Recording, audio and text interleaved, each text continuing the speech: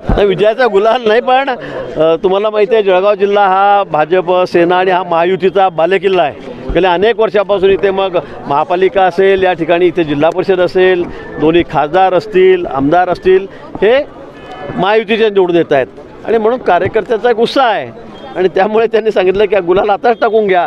पण निश्चित निवडणुकीचा निकाल लागेपर्यंत येईपर्यंत सगळी अनिश्चितता असते. पण याही वेळेला मी सांगेल, मागच्या वेळी जवळपास 4.5 लाख मतं, 4,70,000 मतांनी, विक्रमी मतांनी ही जळगाव लोकसभेची जागा निवडून आलेली होती. आणि यावेळेला आम्ही सांगितलं की आम्ही यावेळेला त्याचाही विक्रम मोडू.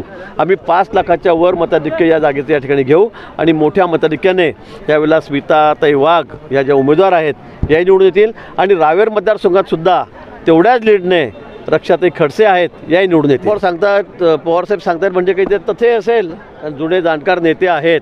मला वाटतं तर त्यांच्यासोबत शिवसेना आहे,